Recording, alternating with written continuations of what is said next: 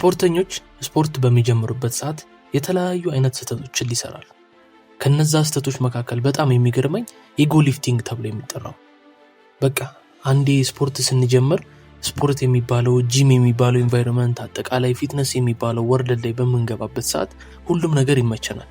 ብረት መግፋት ደስ ይለናል። ደረታችን ሲያብጥ ትከሻችን በሚሰፋበት ጊዜ በቃ ወንዳ ወንድ የሆነ ስሜት ስለሚሰማንና እዛ ጂም ቤት ከኛ በላይ የለም ብለን ስለምናስብ የምንሰራቸው የክብደት ኪሎች እየጨመሩ ሲመጡ በጣም ኮንፊደንስ ይሰማናል። በዛ ኮንፊደንስ ተመክተን እያለን ሰውነታችን የተለያዩ ኪሎችን እየደራረበ በምንሰራበት ጊዜ በተለይ ደግሞ ኪሎ ከመጨመራችን በተጨማሪ በተሳሳተ ፎርም በምንሰራበት ጊዜ ከባድ ጉዳት ይደርስብናል። ማለትም ወይ ትከሻችን ይበላሻል፣ ወይ ደግሞ ደረታችን አካባቢ ማይሆን ስሜት ይሰማናል፣ ወገባችን ላይ ኢንጁርድ እንሆናለን።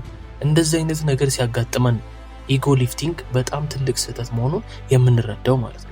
እኔ እንደውም አንድ ሰው የበሰለ ስፖርተኛ ነው ብዬ ከምገምትበት መለኪያዎች መካከል ኢጎ ሊፍት የማያደርግ ሲሆን አንድ ስፖርተኛ ኢጎ ሊፍቲንግ የማያደርግ ከሆነ ስለ ስፖርት እያወቀ መጥቷል፣ ኢንጁሪ ምን ያህል ጉዳት እንዳለው ያውቃል ማለት ነው።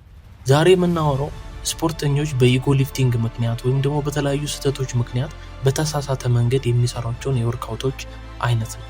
እነዚህ ወርክአውቶች ብቻቸውን መጥፎ አይደሉም፣ ነገር ግን በተሳሳተ መንገድ ስንሰራቸው በጣም የሚያስፈራና ከፍተኛ የሚባል ጉዳት ሰውነታችን ላይ ሊያደርሱ የሚችሉ ወርክአውቶች ናቸው።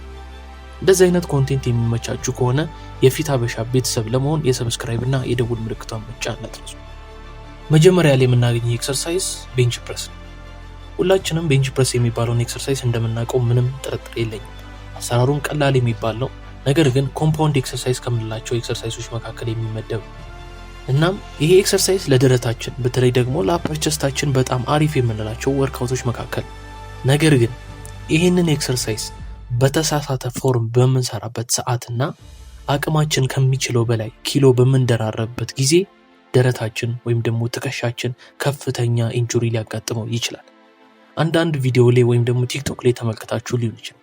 ቤንች ፕረስ እየሰራ ደረቱን ለብቻው ተገንጥሎ ቶራፕ የሆነበት አንዳንድ አትሌቶች አሉ፣ ወይም ደግሞ ፊትነስ ኢንፍሉዌንሰሮች አሉ።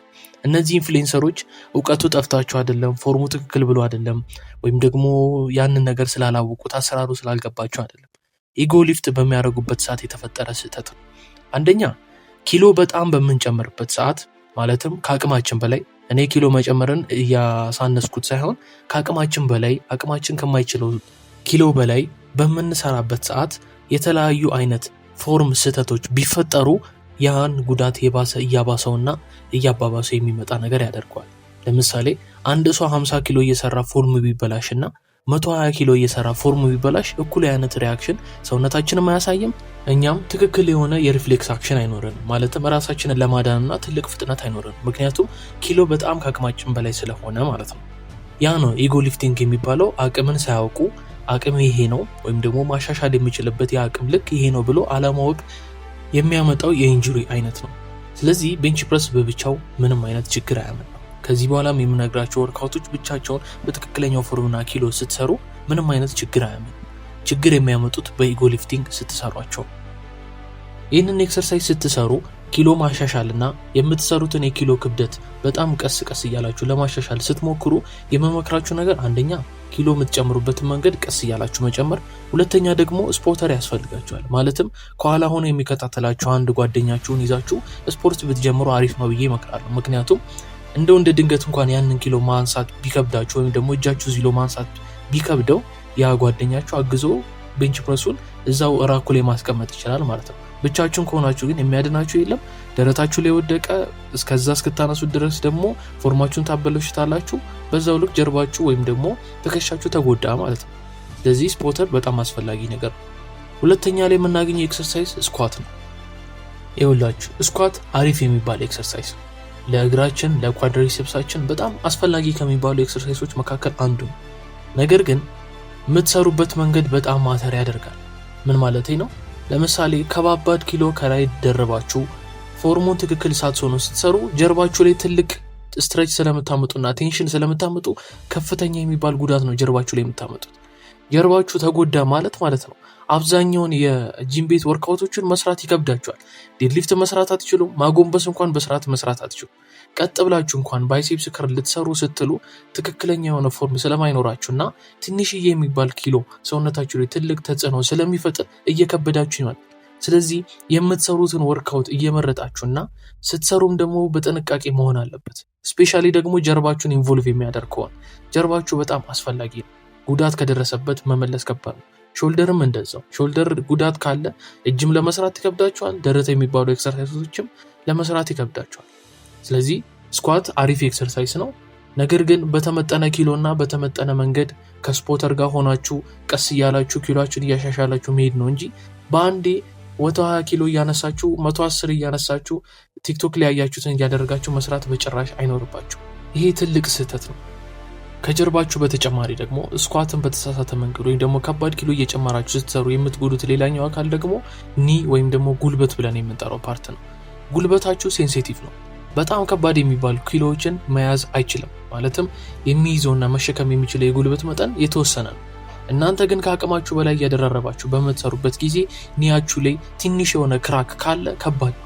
ስፔሻሊ ደግሞ እኛ ሀገር በጣም ስፔሻላይዝድ የሆነ ዶክተሮች አሉ። ነገር ግን እንደዚህ ሞር ስፔሲፊክ የሆኑና ጉልበታችን አካባቢ የተፈጠሩ የቴንዶን መላቀቆች ሊሆን ይችላል፣ ወይም ደግሞ ሎሚያችን አካባቢ የተፈጠረ ችግር ሊኖር ይችላል። ያ ነገር ሲፈጠር ሕክምናም ላታገኙ ትችላላችሁ። ከዛ ሕክምና በተጨማሪ ደግሞ ሕክምናው በጣም ውድም ሊሆን ይችላል። ውጭ ሀገር ሄዳችሁ እስከ መታከም ድረስ ሊያደርሳችሁ ይችላል። ስለዚህ ሁሌም ቢሆን ስፖርት ስትሰሩ በኃላፊነት መሆን አለበት። ለሰውነታችሁ አስባችሁ አይደለ ስፖርት የጀመራችሁት። ስትሰሩን በትክክለኛው ፎርም እየሰራችሁ ለሰውነታችሁ ኃላፊነት መውሰድ ይኖርባችኋል ማለት ነው። ሌላው ሶስተኛ ላይ የምናገኘው ኤክሰርሳይዝ ዴድሊፍት ነው። ዴድሊፍት አክቹዋሊ በትክክለኛው መንገድ ከሰራችሁት እንደ ስኳት በጣም ስኬሪ የሚባል ወርክአውት አይደለም። የምትጠቀሙትም ኪሎ መጠነኛ ከሆነ ስኬሪ የሚባል አይደለም። እዚህ ላይ ከኪሎ በላይ ማተር የሚያደርገው ማለትም ኪሎ በጣም ማተር ያደርጋል።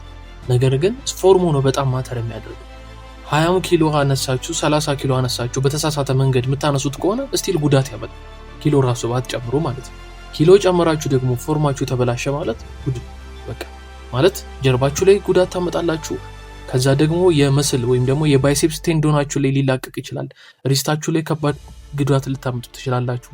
ስለዚህ የጠቀስኩትን ብቻ ማየት ትችላላችሁ። ሪስታችሁ ይጎዳል፣ የባይሴፕስ ቴንዶናችሁ ይጎዳል፣ ጀርባችሁ ይጎዳል፣ ሂፓችሁ አካባቢ መላቀቅ ስሜት ሊሰማችሁ ይችላል። ስለዚህ የዚህ ኤክሰርሳይዝ ትክክለኛው ፎርም ወገባችሁን ቀጥ ታደርጋላችሁ፣ እጃችሁን ሙሉ ለሙሉ ትዘረጉታላችሁ። ፊታችሁ ስትሬት ማየት ነው መቻል አለበት። ወደ ታች ስትወርዱ እግራችሁን አጠፍ ብላችሁ መውረድ አለባችሁ። እግራችሁን ቀጥ አድርጋችሁ ጀርባችሁን ብቻ ተጠቅማችሁ ኪሎን ወደ ታች የምታወርዱት ከሆነ ከባድ ጉዳት ነው የሚደርስባችሁ። ምክንያቱም አላስፈላጊ የሆነ ቴንሽን ጀርባችሁ ላይ በተለየ ደግሞ ሎወር አካባቢ የሚገኘው የጀርባችሁን ክፍል ላይ ትልቅ የሆነ ቴንሽን እያሳረፋችሁበት ነው። ያንን ቴንሽን ደግሞ የሚቋቋም ምንም አይነት ጀርባ የለም። ስፔሻሊ ደግሞ ከባድ ኪሎ ሲሆን ማለት ነው። መጨረሻ ላይ የምናገኘው ኤክሰርሳይዝ ሌግ ፕረስ ብለን የምንጠራው። ይሄ ኤክሰርሳይዝ ዘ ሴፈስት ኤክሰርሳይዝ ነው ማለት ብዙ ጊዜ ችግሮች አይፈጠሩም። ምክንያቱም የፎርም ስህተታችሁም ያን ያህል አይሆንም። ራሱ ሲስተሙ ወይም ደግሞ ማሽኑ ትክክለኛ ፎርም እንዲኖራችሁ ስለሚረዳችሁ ያን ያህል የሚባል ጉዳት አይመጣባችሁ።